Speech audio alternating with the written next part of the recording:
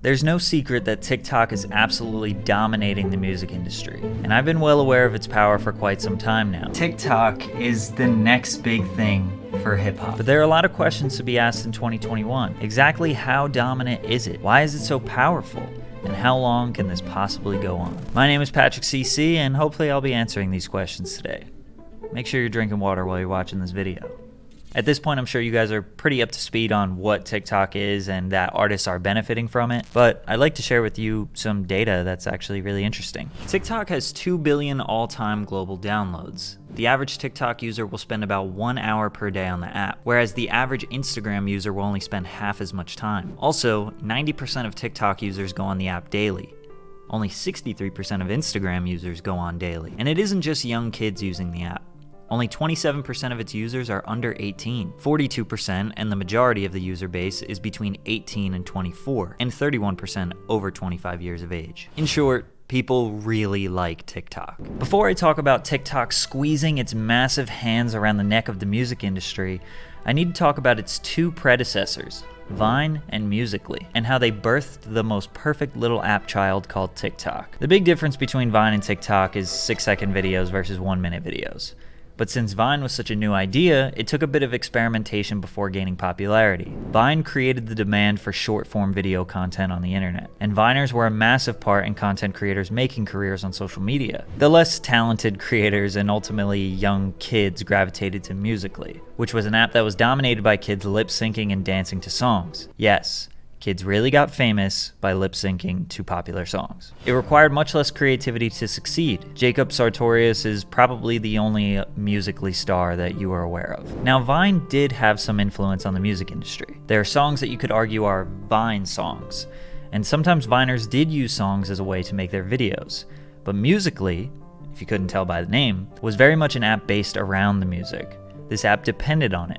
From what I can find at least, people weren't doing many skits or content that wasn't dancing, lip-syncing, etc. ByteDance, the parent company of TikTok, realized a gap in the market. Adults weren't going to use an app where you have a bunch of cringy kids lip-syncing to popular songs. Now, kids are a valuable market, but if you want to compete with the giants like Facebook and Instagram, you have to appeal to everyone. And they figured it out. Keep the whole lip sync thing so kids can dance and be on their merry way, but also give the opportunity for creators to make skits and comedy videos or vlogs or whatever they want to appeal to the broader and older audience. TikTok was so confident that they made the perfect app that they purchased Musical.ly for $1 billion and merged their apps into one, keeping the name TikTok, of course. All the users kept their accounts and following, so it was a seamless transition, just a new name and some upgrades. And once this Goliath of an app took over in 2017, it was almost like everybody already knew what to do with it. There was no learning curve. We can dance here, do skits, lip sync, film our dogs, whatever we want. And then TikTok just had to sit back and watch it grow. I would like to thank SoundCore for sponsoring today's video. They were kind enough to send me the SoundCore Liberty Air 2 earbuds. They are studio quality wireless earbuds with targeted active noise cancellation so nothing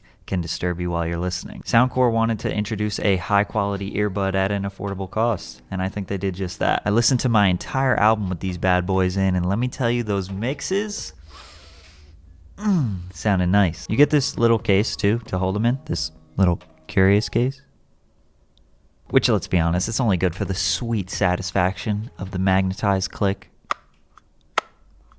But you get 7 hours of listening with one charge, and you could charge the headphones 3 times with the battery that this case has. So 26 straight hours of listening. You could pretty much watch every video I've ever uploaded in a row without charging. You also get a bunch of the little earbud replacement things, which is great because I really like the small ones. And they're also recommended by 10 Grammy-winning artists and musicians, but who cares because I'm recommending them, baby. Check out the Liberty Air 2 Pros if you want that pure sound. Musical.ly will forever be the origin of TikTok. It's deep-rooted in its culture. You can even see TikToks today that are borderline Musical.ly's rehashed from 2015. So your core audience and the people that were the earliest on TikTok were people that genuinely do like to discover music on an app, just like they did on Musical.ly. But now you have ordinary people who could care less about the dancing aspect. They go on TikTok for all different forms of entertainment, and they're being exposed to all of this music without even realizing it. Plus, TikTok introduced a new way for people to enjoy music. It used to just be, I like this song, I listen to this song. I like this genre, I listen to all other songs that are in this genre. People have figured out how music can add more value to videos and content.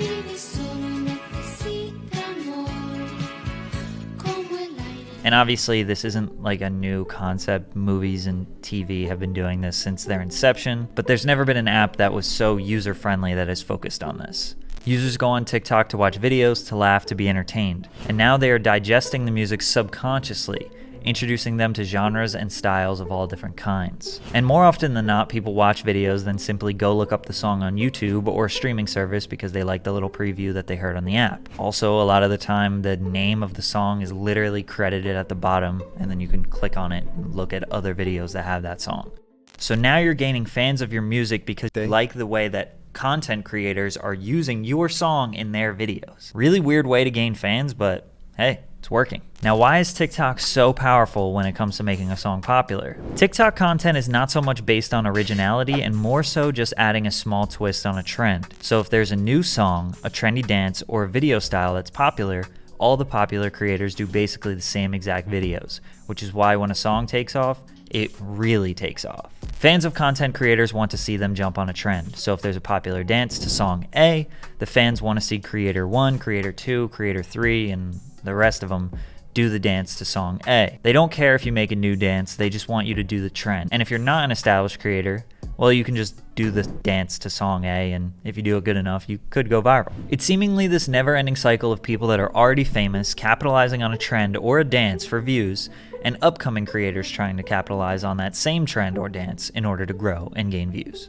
All the while you have this song A, being the catalyst to the trend and raking in millions of streams, earning hundreds and thousands of dollars in revenue. But the reason why it grew is not necessarily because it's a good song, but just that it is a song that conveniently fills the agenda of people trying to get clout on the internet. And another thing, TikTok creators don't only make videos to their favorite songs. In fact, they might never make a video to one of their favorite songs. So your song doesn't need to be good. It doesn't need to be a specific genre. It doesn't need to be mixed well. It doesn't need to do anything other than fitting the needs of the creator. And this creates a massive opportunity for artists all over the world. I needed a little bit more data to convince you how powerful this app is. Let me show you some numbers I compiled myself. I decided to take a look at Billboard's top 20 songs in the world right now and look at how many videos were created with each song. Remember, these are individual TikTok videos created, not streams. Here's the top 10 songs on the left and their respecting amount of TikTok videos to the right. The numbers that are labeled green represent songs that have more than 500,000 TikTok videos. I believe if a song has more than 500,000 TikTok videos associated with it,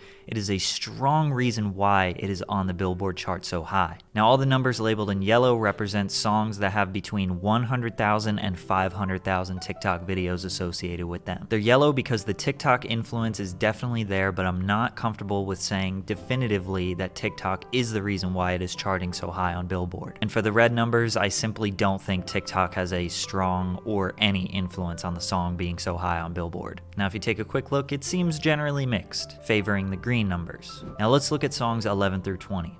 A little bit more green numbers this time. Also, I don't know if this means much to you, but number 15 and 17 are both country songs, and are the first time each of these artists has a song really blow up on TikTok. I think that TikTok is helping these tracks a lot more than the video number indicates. Anyways, let me summarize. Out of the top 20, 11 songs have over 500,000 videos. 5 songs have between 100,000 videos and 500,000 videos. And 4 songs have less than 100,000 videos. This still doesn't really answer the big question. It's kind of a chicken or the egg situation. Was the song just so popular that TikTokers wanted to use it? Or did TikTok start using the song which made it really popular and ultimately allowed it to chart so high? Well, I would need access to some pretty detailed data sets to make an accurate conclusion.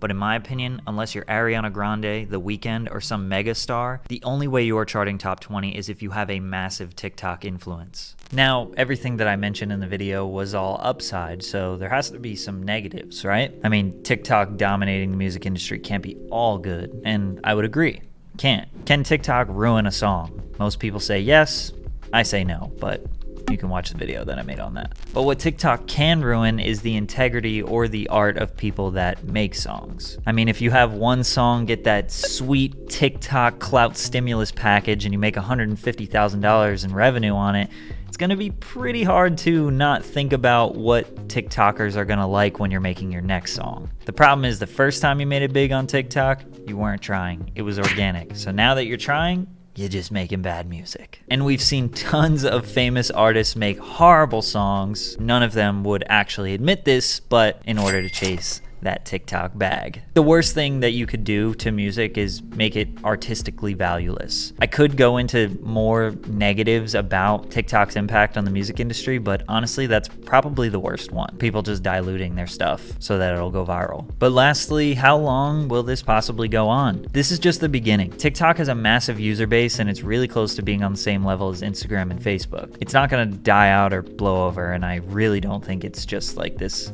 little trend that's gonna go away.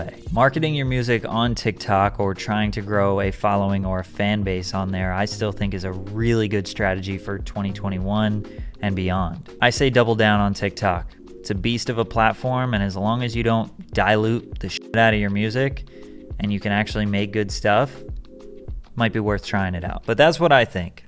What do you think?